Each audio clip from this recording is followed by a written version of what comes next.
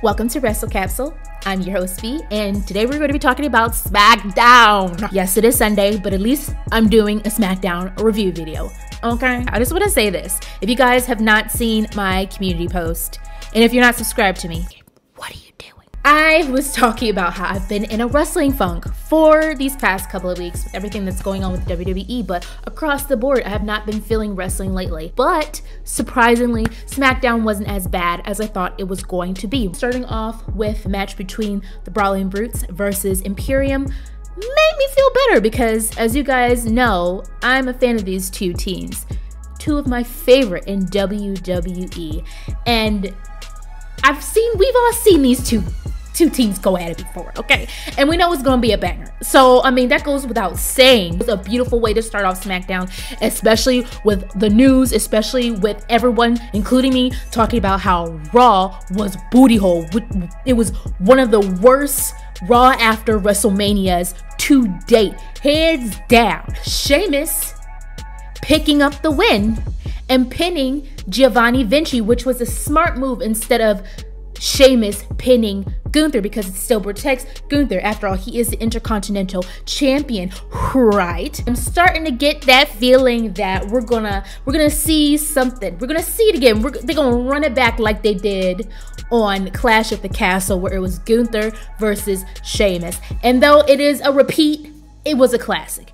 That match at Clash at the Castle between those two men was a banger. Was the match great? Yes. Would we want to see it again? I'll speak for myself. Yes. It was a nice way of Sheamus to recover, in a way, from the WrestleMania loss. I mean, Drew and Sheamus both lost. Gunther was able to retain the Intercontinental Championship. So Sheamus getting this win over Imperium was a nice touch. Ricochet versus Ivar. Okay. Match wasn't bad per se. Ricochet ended up pinning Ivar for the 1-2-3. I get they picked these two because, I mean, these two were in the whole men's tag team showcase match at WrestleMania. So, I mean, I get it. There was no oomph about it. I'm really at a loss for words. This match didn't really do anything for me, but it was a solid addition to SmackDown match card. Now backstage, Paul Heyman talking to Jey Uso, letting him know that his brother Jimmy was not going to be in the building and that Roman instructed Jimmy to stay home and watch Jey solve the Sami Zayn problem. Okay, it's not a rinse and repeat for the tribal chief. He's just like, okay, I don't trust your loyalty. You know, we're gonna move everything away, we're gonna move everyone away, and we're just gonna let you solve the problem, and you're gonna prove to me that you wanna be in the bloodline. And after Jey leaving, Paul talking to Solo saying, let me quote this.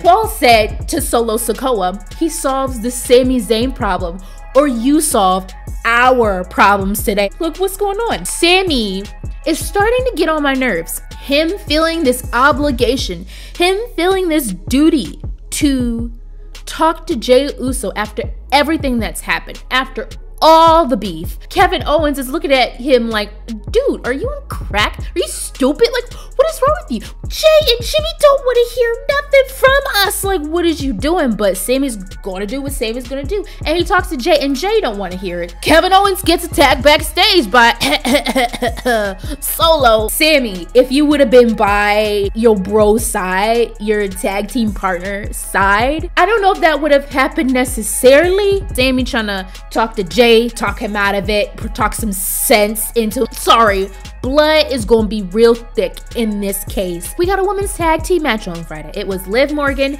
and Raquel Rodriguez versus Shotzi and Natalya. I was excited to see Liv Morgan shoot. I was even excited to see Raquel Rodriguez because they're supposed to be going up against our current women's tag team champions, Lita and Becky Lynch. So I was excited to see them. I kind of went in with an open mind, but I mean, and I get it, Shotzi and Natalya were feeling slighted and didn't feel like Liv and Raquel deserved this opportunity to go up against our women's tag team champions. So they had this match, 2-on-2, and Liv Morgan and Raquel Rodriguez picked up the W on it.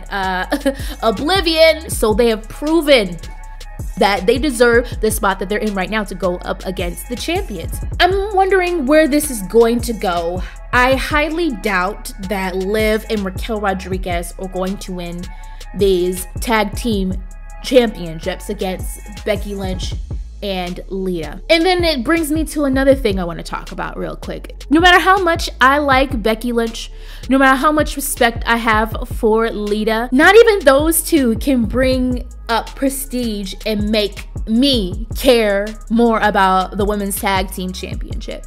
With that being said, I'm really not looking forward to the inevitable match between Ronda Rousey and Shayna Baszler versus Becky Lynch and Lita. They just need to give up on these women's tag team belts, like for realsies. Like, we don't have a women's tag team division on the main roster. And it's frustrating to see these belts just be on people's waists and them not mean anything. And I'm not even going to go into the whole Sasha Banks and Naomi reign, because I mean, it was amazing and I actually got excited about the belts, but we're not gonna get into that. I feel like either these belts need to go away, or we need to get some female tag teams and build a division or something from NXT. NXT got more promising tag teams in the women's division than Raw and SmackDown combined. So, I mean, WWE needs to do something. Triple H's announcement. I was expecting it to be literally the same thing that it was on Monday Night Raw, rinse and repeat. We're not going anywhere, yada, yada, yada. But it was with a twist. It was with a twist. I mean, he did end up, in the end, he did end up introducing Rhea Ripley, who is our new SmackDown Women's Champion. Similar to how on Monday Night Raw, when Triple H presented the Tribal Chief, Roman Reigns, the undisputed WWE Universal Champion, to come out. Like, it was similar, but the actual content of what he was talking about was different. He actually got me a little excited, just a little bit. Finally being a draft.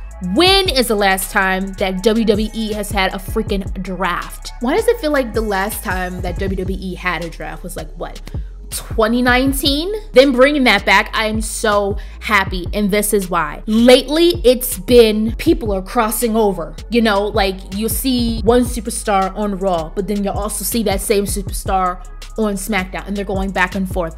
And I mean, what's the point of having two separate shows, two separate brands, when you're having crossovers? So this whole switching it up, I'm looking forward to it. I'm hoping that this draft not only switches things up, but things will seem a bit more fresh and new. Not so new that we don't recognize it, but new enough where we're just excited for what is to come on Monday Night Raw and Friday Night SmackDown. So I'm trying to stay optimistic. I'm trying so hard. Rhea Ripley comes out, of course, with her promo. She's our new SmackDown Women's Champion. Judgment Day comes out because they're having a tag team match. So it's Rey Mysterio and Santos Escobar from Legado del Fantasma versus Damian Priest and Dominik Mysterio. Dominik Mysterio is still talking trizash. And when I tell you, the boos, the boos just get bigger and louder, and I love it. I'm telling you, the heat that this man has, it's undeniable. We need this right now. We need to be invested in something,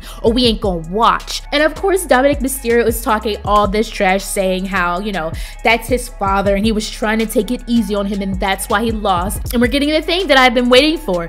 This backlash, this tag team match, this inevitable future tag team match of Rey Mysterio and Bad Bunny versus Damian Priest and Dominik Mysterio is going to be a banger. And then we even have Damian Priest giving a warning to Bad Bunny, threatening Bad Bunny. Like, it's a brewing, and I'm totally looking forward to it. So in the end, of course, Dominik Mysterio and Damian Priest were able to defeat Rey Mysterio and Santos Escobar. They are building Judgment Day, and I feel like this is so important for them to.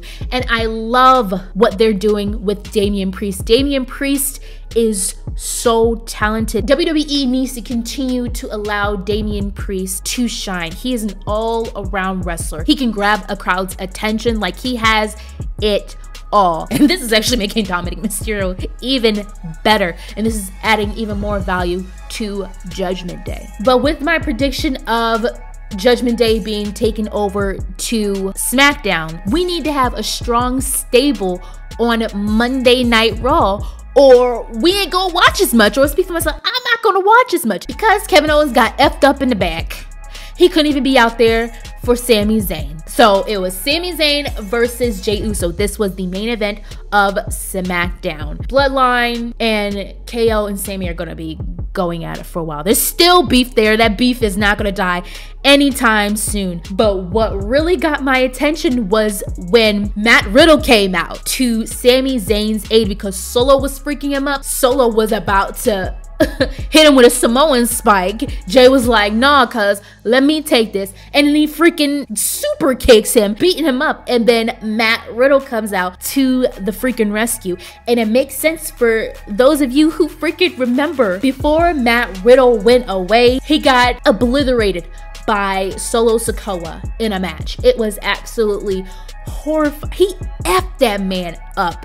So it makes sense. There was a huge pop. It is WWE's job to make Matt Riddle look like he is a legitimate threat to go up against the Bloodline with Sami and with Kevin Owens, because I mean, they left us off with Matt Riddle getting effed up by Solo. So now they have to build him up and make him look stronger. Now, I'm wondering how they're going to do this whole Kevin Owens and Sami Zayn thing.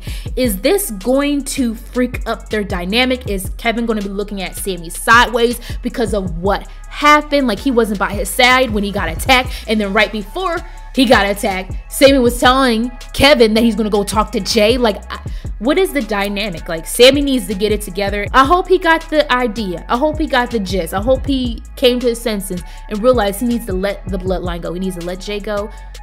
Just let it go. Just stop. So guys, let me know what you thought about Friday Night SmackDown. Don't forget to like, comment, and subscribe for more episodes. Thank you guys so much for watching. Signing off.